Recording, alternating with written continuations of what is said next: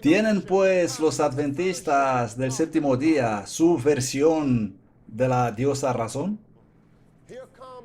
Ahora veamos qué dice Calvin Rock.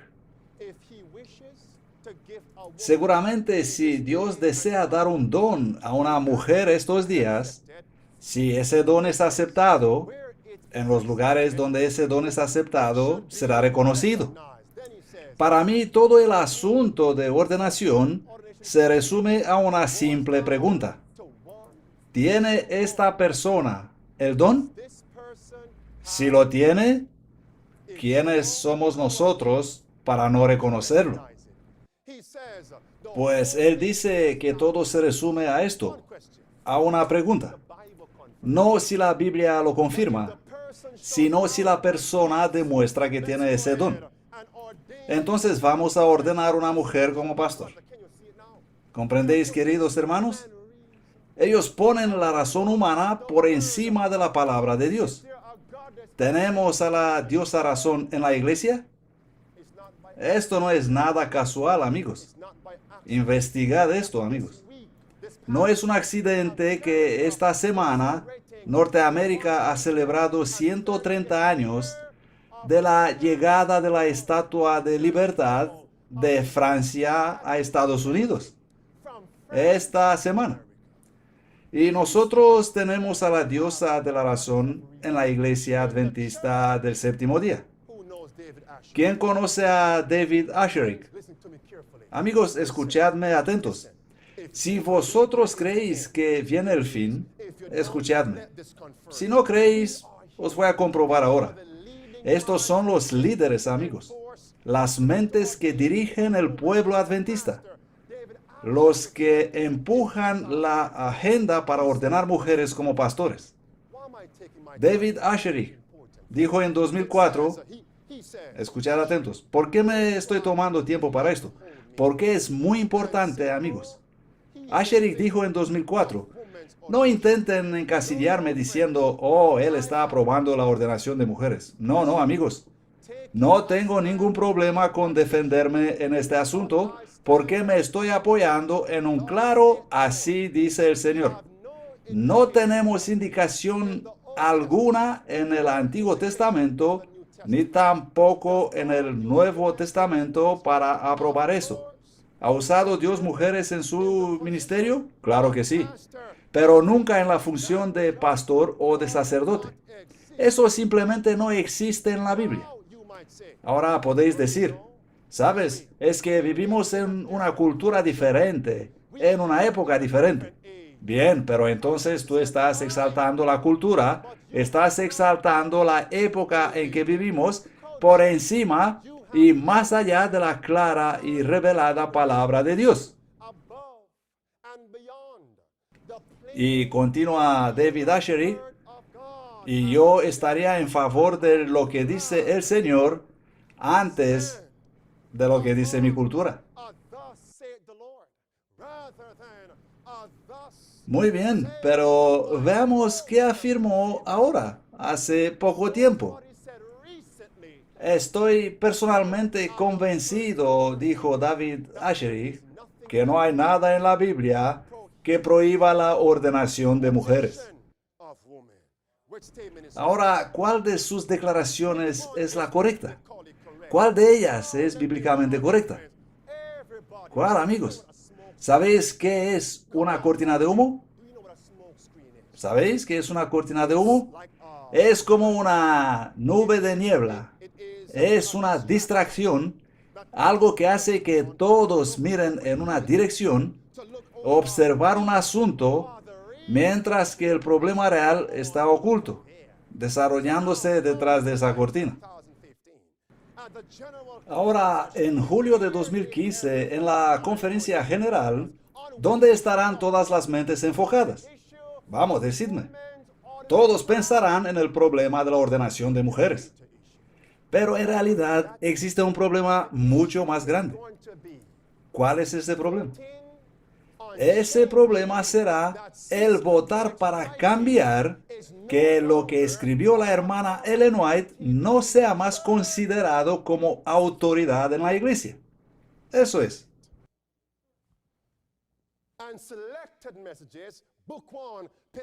En Mensajes Selectos, volumen 1, en la página 48, la profeta nos dice, el más grande, último engaño de Satanás, ¿cómo dice la profeta? ¿Comprendéis ahora por qué me tomo tiempo para estudiar estos asuntos, amigos? El ultimísimo engaño de Satanás es hacer que los testimonios del Espíritu de Dios no tengan ningún efecto. Porque donde no hay visión, el pueblo perece. Vamos a ver esto. Eso es lo que declara la creencia fundamental adventista número 28. La declaración original dice, los escritos de la hermana White son una continua y autoritaria fuente de verdad. Esto significa que son inspirados por Dios. Pero lo que quieren cambiar con eso, y van a decir que sus escritos ya no tienen autoridad. Eso es lo que quieren hacer. En julio 2015. El último engaño de Satanás. Estamos llegando a esto, amigos. En el mundo tenemos ya a la diosa razón. En la iglesia adventista del séptimo día, los problemas nos muestran que nosotros también tenemos nuestra versión de la diosa razón. Incluso en nuestros hogares tenemos nuestra propia versión de la diosa razón. En nuestras casas, sí, amigos, en nuestras vidas, tenemos nuestra propia versión de la diosa razón, poniendo nuestro propio pensamiento pervertido por encima de la revelada verdad de Dios. Vamos a ver si tenemos nuestra propia versión de la diosa razón.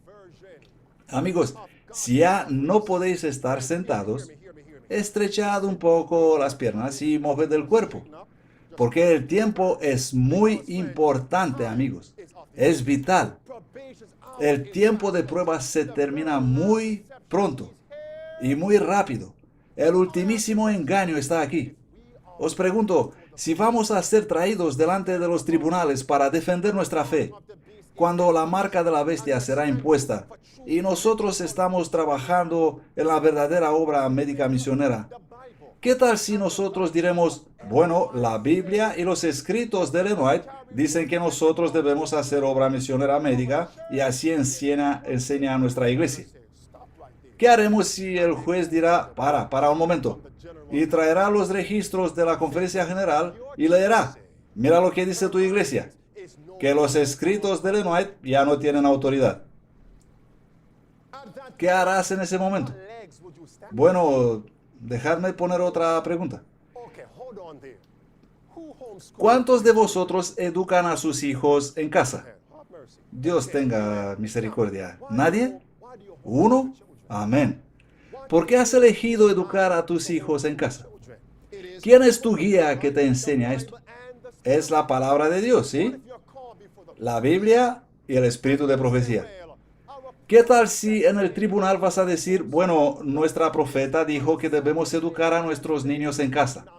La profeta de la denominación adventista del séptimo día dijo que debemos educar a nuestros niños en casa. Y ellos traerán los registros de la conferencia general donde los líderes dicen que esos escritos no son inspirados y no tienen autoridad. Entonces muchos van a empezar a sudar. Probablemente van a sudar sangre. Esto es lo que pasa. Esto os estoy diciendo, amigos. Este es el verdadero problema. Ahora es el tiempo de examinarnos a nosotros mismos. ¿Hay algo en nuestra vida que Dios dice no hacerlo, pero nosotros lo hacemos continuamente?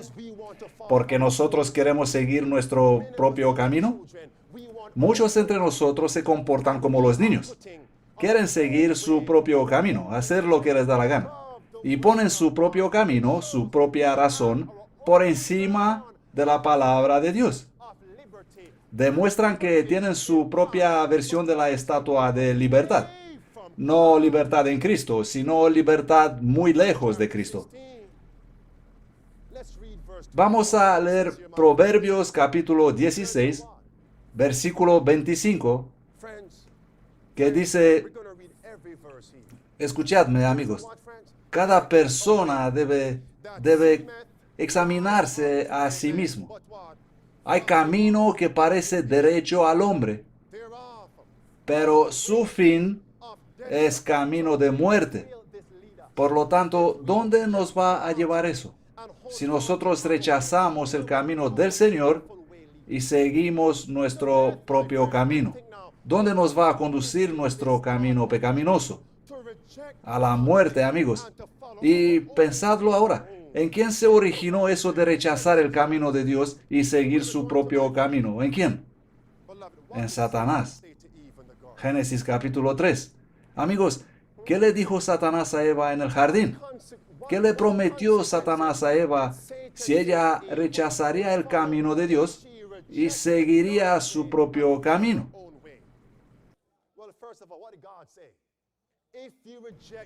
Primero, Dios le dijo, si rechazarás mi camino y seguirás tu propio camino, ciertamente morirás.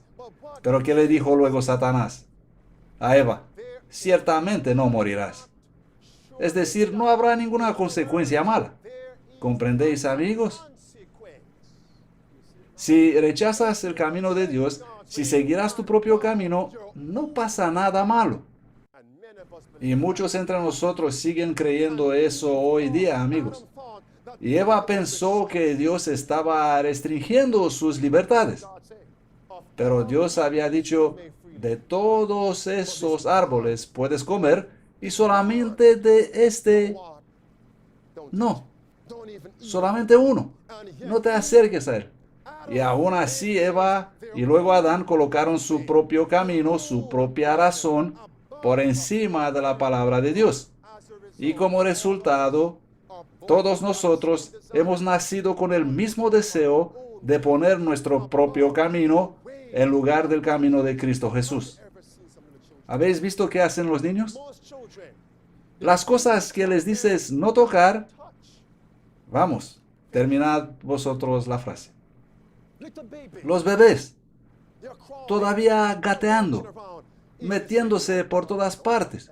Si le dices, no, cariño, no toques eso, justamente la cosa que les dices no tocar, ¿qué pasa con él?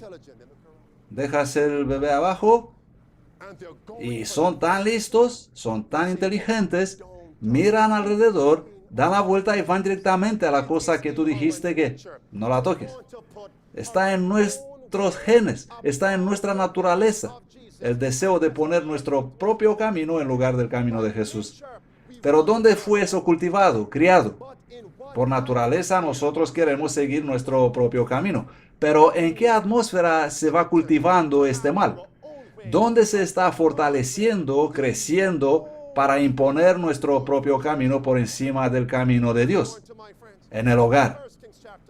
Vamos a 1 Reyes capítulo 1. ¿Qué dice la Biblia? Padres, si no estáis corrigiendo a vuestros niños en Cristo, si no los amonestáis para hacerlos comprender que no es bueno poner su propio camino por encima del camino de Dios, si dais alas a sus propios caminos de pecado diciendo, oh, solamente quiero que mis niños me amen, quiero que mis niños estén conmigo, alrededor mío. Y mientras permites a tus niños poner sus propios caminos pecaminosos por encima de la palabra de Dios, les está cerrando las puertas del cielo, amigo. Veamos, ¿por qué estoy enfatizando esto? Cuando viene el mensaje de los últimos días, viene para preparar las familias, los hogares. Y muchos entre nosotros tienen ya hijos mayores. ¿Por qué creéis que muchos de ellos declaran ser ateos, rebeldes contra Dios? Nosotros mismos hemos sembrado esa semilla de rebelión. Hemos regado esas semillas de rebelión. Lo que sea que deseas, mi hijo, mi hija, tendrás. Y nada de amonestaciones. Vamos a leer 1 Reyes capítulo 1. Oh, muchos no quieren escuchar estas palabras. Pero de todo modo los vais a escuchar. 1 Reyes 1, versículo 5, dice, entonces Adonías, ¿quién era Adonías? El hijo de David, hijo de Hagüit, se enalteció diciendo, yo seré rey. Pero ¿quién era el rey cuando él dijo eso? David, su padre. El versículo 6 dice, y su padre nunca lo desagradó en todos sus días con decirle, Adonías, ¿Por qué haces así? Y además este era de hermoso parecer, y su madre lo había engendrado después de Absalón. ¿Había sido Absalón rebelde contra Dios y contra su padre David? ¿No había empezado Absalón una insurrección para destronar a David? ¿Pero qué causó eso? David nunca amonestó a su hijo. Puedes hacer lo que quieres, seguir tu camino, Absalón. ¿Y qué pasa con Adonías? Yo seré el rey. Vamos a leer esto a ver qué nos dice Dios. Adonías había seguido siempre su propio camino y pensó que si mostraría su deseo de reinar, David iba a ceder a sus deseos. Y por eso muchos niños piensan, si solamente gritaré más fuerte, si solamente haré mi boca un poco más prominente, entonces mis padres tendrán que ceder a mi camino. Vamos, amigos. ¿Y qué hacemos nosotros como padres? Pues a darles todo lo que desean. Y la profeta, escucha lo que dice Dios. Cualquier niño, ¿comprenden, amigos? ¿Es verdad que queréis preparar un arca para vuestra familia? Aquí vemos un arca espiritual. Vamos a leer. Cualquier niño a quien se le permita vivir a su propia manera, deshonrará a Dios y atraerá vergüenza sobre su padre y su madre. Descuidando su deber y siendo indulgentes con sus niños en lo malo, los padres les están cerrando las puertas de la ciudad de Dios. Y yo amo a mi niño. Le quiero dar todo lo que desea, todo lo que él pide. Puedes hacer lo que deseas. Lo único que quiero es que me ames, mi hijo. Pero en realidad eso no es amor. Porque actuando así causarás la perdición de tu hijo. Hemos leído Testimonios para la Iglesia, volumen 5, página 325. Y ahora leemos Conducción del Niño, página 272. ¿Saben cuántos padres tienen un montón de problemas para hacer orden en sus casas? Veamos lo que dice la profeta. No debería la madre dejar que su niño haga lo que quiera de vez en cuando, dejarlo simplemente hacer lo que desea y permitirle ser desobediente. La respuesta es ciertamente no, pues si lo hace, permite que Satanás plante su bandera infernal en su casa. ¿Qué significa eso, amigos? Padres, ¿qué significa eso? Cuando dejáis a vuestros hijos seguir sus propios caminos, ¿a quién estáis permitiendo establecer su trono en vuestro hogar? Al diablo. Y sin embargo venís a la iglesia y cantáis, vamos hacia el Sión. ¿Cuál Sión? Pues no es el de allá, amigos, en la gloria. No es el Sión del cielo. Satanás está gobernando vuestro hogar. Mira lo que dice la profeta. Los padres deben luchar la batalla de ese niño que no puede pelear por sí mismo. Esa es su obra de los padres, reprochar al diablo en aquel niño. Y ahora vamos a leer Mateo capítulo 19. Ese deseo pecaminoso personal de poner tu voluntad por encima de la voluntad de Dios no se encuentra solamente en los niños, sino también en muchos matrimonios. ¿Por qué hay tantos matrimonios destruidos hoy día? ¿Por qué no existe amor en el hogar, en el matrimonio hoy día?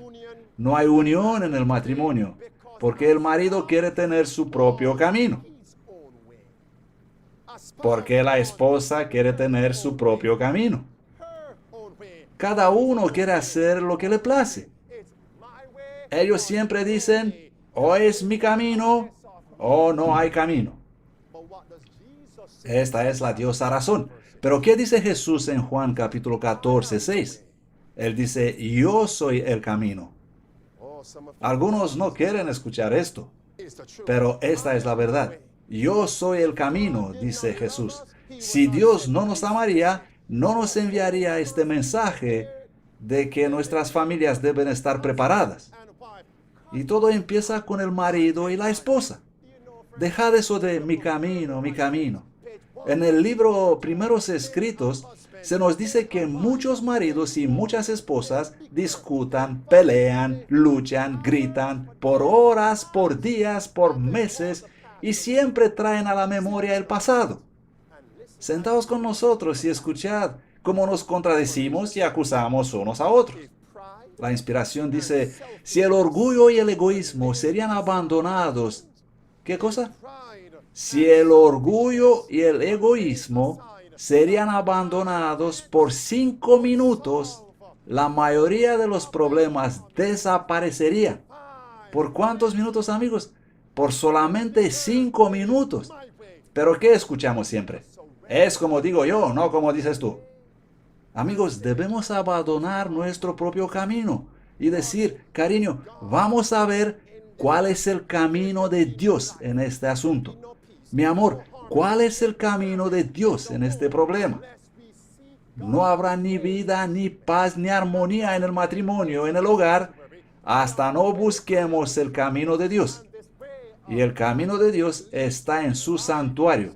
Yo soy el camino, yo soy la verdad. Así dice Jesús.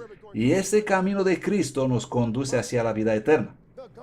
La diosa razón dice, mi camino es bueno. La Biblia dice, mi camino es bueno. Debemos someternos a Dios. Es el plan de Satanás hacernos ver la gente, mirar la gente que viven en pecado. ¿Habéis visto personas que viven en pecado, pero son grandemente prósperos? ¿Son ricos? ¿Conocéis a alguien que vive en pecado, siguiendo su propio camino pecaminoso y aparenta una gran prosperidad? ¿Qué estáis tentados a decir entonces? Estos no viven para Dios. Estos están siguiendo sus propios caminos y aún así están prosperando. Y lo siguiente vas a decir, bueno, pues yo quiero también mi camino. No quiero seguir esas reformas. Quiero hacer lo que me gusta. No quiero la reforma pro salud. No quiero cambiar mi ropa. No quiero convertir mi corazón. No. Yo quiero seguir mi propio camino. David cayó en lo mismo, amigos. Él vio a los inicuos prosperando y escribió el Salmo 73. Él les tenía envidia a los inicuos y estuvo suplicando a Dios en oración. ¿Y qué le mostró Dios? El Señor le mostró a David el resultado final de los malvados, de los que quieren sus caminos pecaminosos y rechazan el camino de Dios. Y cuando David vio el fin de ellos, ¿qué dijo? Señor, no quiero ese camino. Mejor seguiré tu camino. Muchos creen equivocadamente que si seguirán su camino serán felices. Un error fatal. Esta semana mi hija menor quería algo, una cosita por ahí en casa. Le dije, no, cariño, no puedes coger eso. Y para evitar eso, lo he tomado y lo he apartado del lugar. Por eso hice esa ilustración antes. Ella se enfadó y gritaba y yo pensé, mira a Andrew en su hija. Ese mismo soy yo. Oh, y ella lloraba y se sentía miserablemente, estaba chillando continuamente. Hemos aguantado un rato y le dije a mi esposa, vamos a hacer esto. Vamos a coger esa cosa y se lo damos. ¿Adivinen qué? La miró y lo puso abajo y empezó a gatear en otra parte. Bueno, podías pensar que si obtuvo lo que desea, debería estar ya satisfecha, feliz, jugar con esta cosita, pero no. No pasó eso, amigos. Ella empezó a moverse y es el engaño del diablo lo que nos hace pensar que si Dios dijo no puedes tener eso, entonces lo podemos tener. Y cuando lo tenemos, ya no lo queremos. Engaño, amigos. Vamos a leer primero en el volumen 4 de los Testimonios, página 202, y ver qué dice aquí en la primera línea. ¿Qué dice la profeta de Dios? Antes de leer el capítulo 5 de Gálatas, vamos a leer Testimonios volumen 4 y ver qué dice Dios. Los niños a los que se les permite seguir su propio camino no son felices. Los niños a los que se les permite seguir su propio camino no son felices. Pero ¿el camino de quién trae la felicidad? ¿El camino de quién nos hace felices? Y no se trata solamente de los niños. Si nosotros ponemos nuestra voluntad por encima de la voluntad de Dios, jamás vamos a ser felices. La Biblia nos habla de dos formas de libertad. La libertad de la razón, mi camino, lo vamos a ver a los dos. Vamos a leer Gálatas capítulo 5 y el versículo 13. Y la Biblia nos dice, la palabra de Dios nos dice, porque vosotros, hermanos, habéis sido llamados a la libertad. Solamente que no uséis la libertad como ocasión para la carne, sino por amor, servíos los unos a los otros.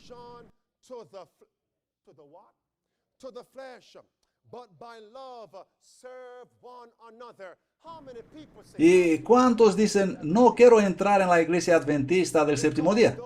Porque sus enseñanzas son muy restrictivas.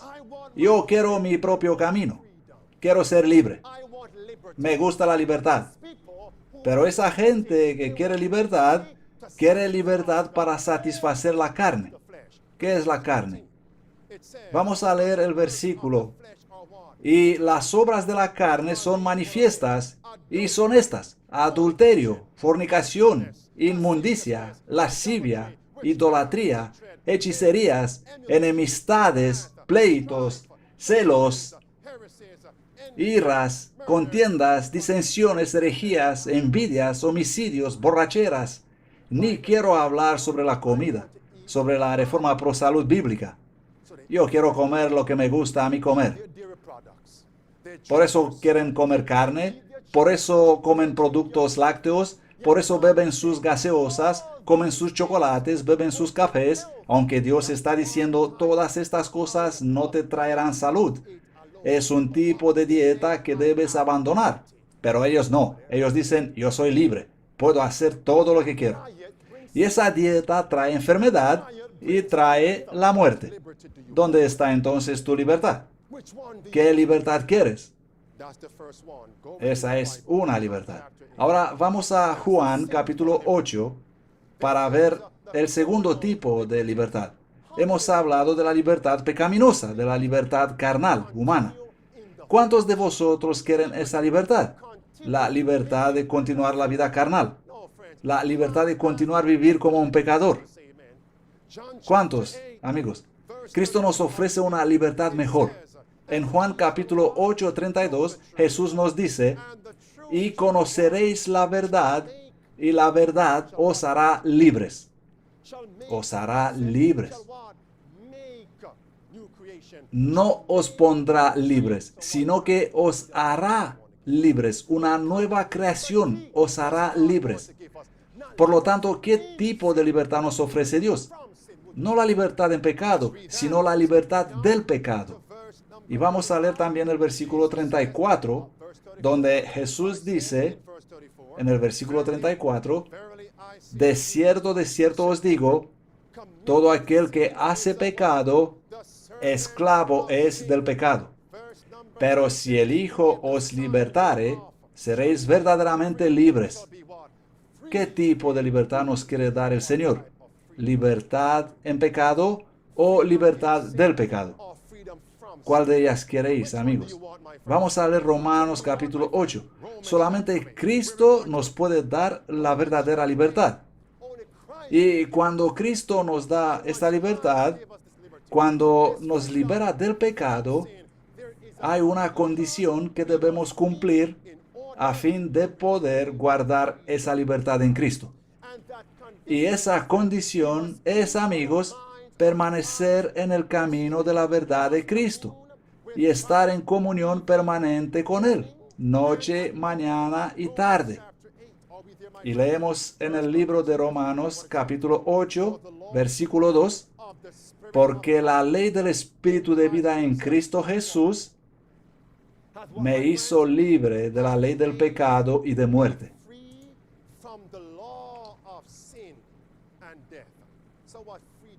Por lo tanto, ¿qué tipo de libertad nos ofrece Cristo?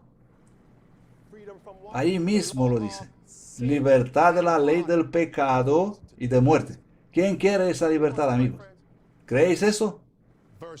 Y el versículo 3 dice, porque lo que no pudo hacer la ley, por cuanto era débil por la carne, Dios,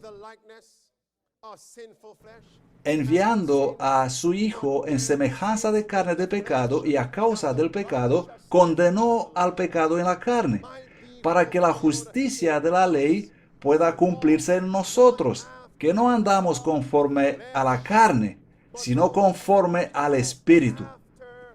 Por lo tanto, ¿qué libertad deberíamos buscar? ¿La libertad de vivir en la carne o la libertad de vivir en el Espíritu? ¿Cuál de ellas? ¿Cuál vas a elegir tú, amigo? ¿Es posible eso de ser libre? La cruz del Calvario lo dice claramente. Sí, eso es posible. Demuestra la obra intercesora de Cristo en el santuario celestial que es posible ser libres del pecado. Vamos juntos, amigos. Venid conmigo. Vamos a ir juntos a Getsemaní. Ahora, justo antes de la crisis. ¿Qué estaba temblando en las manos de Cristo justo antes de la crisis? ¿Cuál fue la oración de Cristo en Getsemaní justo antes de la cruz? ¿Qué pidió él? Padre, aparta de mí esta copa. ¿Qué simbolizaba esa copa? Nuestros pecados. La copa de la prueba. ¿Cuántos de nosotros llevan cada día esa copa de pecado? Esa copa de la prueba. ¿Cuántos de nosotros estamos afrontando pruebas?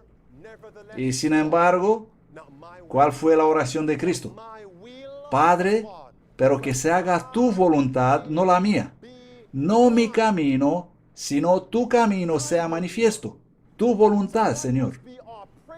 Así que, amigos, ¿cuál debería ser nuestra oración estos últimos días? Oh, Señor, me confronto a esta copa de prueba. Estoy luchando contra estas dificultades temporales. Tengo luchas espirituales. Oh, la canción dice, amigos, propenso a vagar, Señor, me siento, inclinado a dejar al Dios que amo. ¿Por qué? ¿Qué pasa? Pues quiere su propio camino. Queremos nuestro propio camino en pecado. ¿Cuál debería ser nuestra oración? ¿Cuántos de nosotros al pasar por pruebas no intentaron seguir su propio camino para salir de los problemas? ¿Cuál debería ser nuestra oración, amigos? ¿Cuál fue la oración de Cristo en Getsemaní? Padre, hágase no mi voluntad, sino la tuya. Y amigos, este es el secreto para quebrantar los caminos pecaminosos, los deseos pecaminosos de la carne. Señor, que no se haga mi voluntad, sino la tuya, siempre. Y la Biblia dice que cuando Cristo suplicó así, ¿qué pasó? Fue fortalecido. Pero ¿cuándo fue fortalecido? ¿La primera vez cuando pidió, Padre, hágase tu voluntad, no la mía? ¿La segunda vez cuando oró? ¿Cuándo vino el poder de Dios? La tercera vez, la última vez. Se nos dice que un ángel fue enviado para fortalecerle y Cristo recibió entonces la voluntad de Dios. Él estaba preparado para la crucifixión, listo para los últimos días.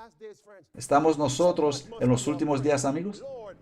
Entonces, ¿cuál debería ser nuestra oración? Señor, aparta de mí mi camino pecaminoso. Tráeme, Señor, en el punto donde tu voluntad sea mi voluntad. Así vamos a estar preparados para los últimos días. Pastor, ¿quieres decir que todo el mundo debe llegar a ese punto? Sí, eso digo. Antes de afrontar la crisis, debemos tener esta experiencia. Cuando los caminos de Dios sean nuestros caminos. Pastor, sea algo más explícito, por favor. Cuando abres la palabra de Dios, ¿habla la palabra de Dios de una reforma en la vestimenta? ¿Habla del peinado? ¿De pintalabios? ¿De pinta uñas? Pues la palabra de Dios nos dice, que eso hacía Jezabel. Y debes llegar al punto donde decir, Señor, no como quiero yo, sino como quieres tú. Pero no os quiero culpar a vosotros. No os echo la culpa 100%. ¿Sabéis por qué? Porque falsos maestros os han dicho mentiras. Os han dicho mentiras. Os han mentido. Y Dios quiere que sus mensajeros os digan la verdad. Jesús es el camino, la verdad y la vida. Este es un ejemplo para muchos. Y Dios no nos exige hacer todo de una vez. Él nos conduce paso a paso, para no agitarnos, para no agobiarnos. Debido a su amor por nosotros, Él nos revela la verdad poco a poco. Vamos a leer Isaías y luego terminamos. Pero cuando Dios nos muestra, nos revela la verdad, tenemos que aplicarla a nuestras vidas. Es porque nos ama, por eso nos da la verdad. Y amigos, si llegamos al punto donde decir, Señor, no como quiero yo en este asunto, Señor, no como quiero yo en este otro asunto, que se haga tu voluntad, así estaremos listos para los últimos días. Así estaremos listos para ir a casa. ¿Por qué? Porque Dios no va a permitir que alguien que no hizo su voluntad entre en el cielo. Este es el plan de salvación. Cuando el pecado entró en este mundo, hemos empezado a exaltar a la diosa razón. Hemos empezado a hacer nuestra voluntad, no la voluntad de Dios. Y el plan de salvación es corregir eso, reparar ese error, eliminar eso y hacernos capaces de seguir el camino de Dios. Amigos, no abandonad el cuarto de oración hasta que el camino del Señor en este asunto tuyo lo arreglas y lo practicas con amor para Dios. Si te cuesta renunciar a ciertas cosas, es porque las amas más que a Dios. ¿Sabéis que podemos llegar a un punto donde amar las cosas que una vez odiamos cuando estábamos en pecado? ¿Comprendéis? Este es el plan de salvación. Por naturaleza, nosotros odiamos la justicia. El plan de salvación es traernos al punto en que las cosas que una vez odiamos, la verdad que odiamos, ahora podamos amar. Y escuchadme, cuando obedecemos la voluntad de Dios, ya no es como, bueno, Dios dice esto, yo no quiero hacer esto, pero si Él lo dice, lo debo hacer. No, no, no, no, no, no, no, no. Llegaremos a un punto, amigos, en que lo que sea que Dios diga, lo haremos por amor a Dios, con amor a Dios. Y cumplir la voluntad de Dios será en realidad nuestro propio camino, porque su camino es ahora nuestro camino. Oh, amigos, apenas entonces estaremos listos para la crisis final. Ahora no lo estamos, en absoluto. No estamos preparados para eso. Volvamos al tema. ¿Cuántas veces oró Cristo en Getsemaní? Padre, hágase tu voluntad, no la mía. 3 veces. Muchos de vosotros estáis luchando con varios problemas, espirituales, emocionales o problemas temporales externas. Estáis orando y algunos problemas, Señor, acepto tu voluntad en este asunto y ya está, resuelto. Pero hay otros asuntos para los cuales tenéis que estar mucho más en el cuarto de oración. Quedarse mucho en el cuarto de oración. Cuando el olor de alcohol te incita, te llama. Cuando la sensación de ardor en la garganta te provoca a beber, por ejemplo, oh, quiero tomar algo. Lo feliz que me sentía cuando estaba borracho.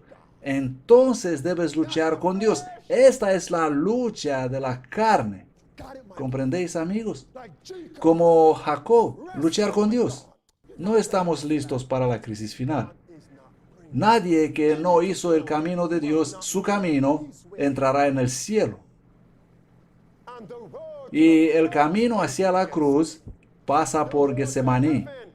El camino hacia el cielo pasa por nuestro cuarto de oración.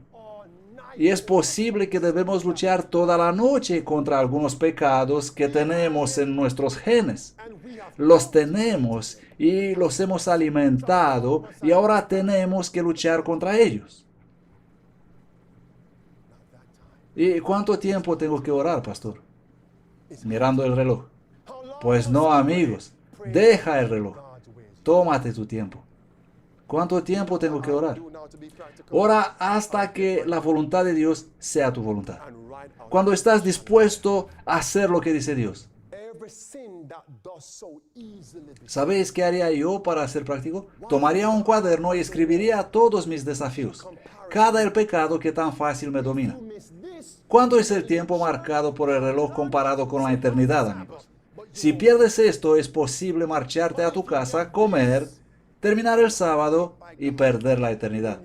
Pero si consigues esto y lo aplicas por la gracia de Dios, cuando entrarás en la gloria, oh amigos, cuando estarás en la gloria, ¿qué día más gozoso sería ese? Miraremos atrás, si lo vamos a poder hacer, y diremos, sábado 20 de junio 2015, gracias Jesús, el pastor tardó un poco más, pero me dio los consejos prácticos de piedad. ¿Cuánto tiempo tengo que orar? Ora hasta que los caminos de Dios sean tuyos, hasta que te fortalezcas en este asunto particular que te domina. Y la Biblia nos dice que cuando Cristo fue fortalecido, Él continuó agonizando en oración. ¿Por qué? Él nos representaba a nosotros. Cuando obtenemos una victoria, no cantes aleluya, no grites gloria. Ya pones la copa de vino en la mesa. Sí, déjalo, pero no grites todavía, ya está. Porque has acabado con el vino. Pero ¿qué tal el espíritu de rencor? El espíritu de furia. ¿Qué tal el espíritu de codicia? Tienes que volver a Getsemaní. Tenemos que suplicar a Dios hasta que sus caminos se conviertan en nuestros caminos. Pastor, pero ¿por qué eres tan seguro? Porque esto es lo que creo, amigos. Si consigues esto, estás listo para los últimos días. Sus caminos sean tus caminos. Y amigos, hay una consecuencia atemorizadora al seguir tus caminos. Y esto es lo que Dios desea revelarnos, que es solamente por amor que nos puede atraer, apartar del peligro. Solamente mediante su amor. Él puede hacernos llegar al punto donde decir, Señor, me someto, me entrego, acepto tu camino y abandono el mío.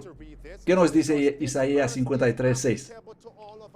Vamos, quiero que todos leamos esto, porque este versículo se aplica a todos nosotros. El versículo 6 dice, todos nosotros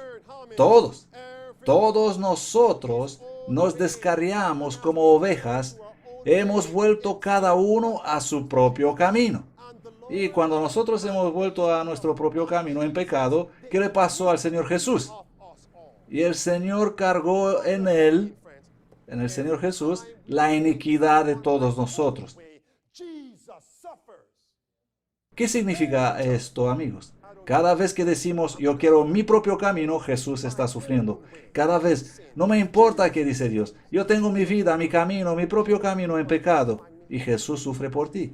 Y dice, mira, ¿quieres continuar crucificarme solamente para divertirte un poco? Pensad en esto, amigos. ¿Quieres tu camino? Y el motivo de desear tu camino es porque piensas que serás feliz. Y mientras tú disfrutarás en el pecado, alguien estará llorando. Alguien en el cielo llora por ti. ¿Quién está llorando por ti? Es Jesús. Cada nuevo pecado que cometemos crucifica a Cristo de nuevo. Ahora, ¿quieres seguir con tu camino en adelante? Sabiendo que cada vez que tú eliges tener tu propio camino, Cristo está sufriendo. ¿Quieres todavía tener tu camino? ¿Dónde está Cristo en este momento? Decidme, salvo para servir. En el lugar santísimo del santuario celestial. Cada pecado que cometemos, ¿qué produce? Crucificar a Cristo de nuevo. Sufrir el Calvario otra vez. Escuchadme atentos. ¿Qué pasará si llegaremos al punto de decir, Señor, no quiero mi camino, sino el tuyo? ¿Qué tal si todos nosotros llegaremos a este punto? ¿Pondrá entonces Jesús terminar la obra de intercesión? Sí. Salto de alegría, amigos. Eso es lo que espera Cristo, amigos. Él podrá terminar la obra de intercesión en cualquier momento. No más sufrimiento. El número se ha completado. Mi pueblo me eligió a mí. Mi camino antes que sus caminos. De esto se trata, amigos. Jesús quiere venir. ¿No queréis ir a casa, amigos? Creo eso totalmente. Cristo desea terminar esa obra y volver para recogernos. Pero nosotros debemos decir como lo dijo Él. Me gozo en hacer la voluntad del Padre. Oh Dios mío, que tu camino sea mío.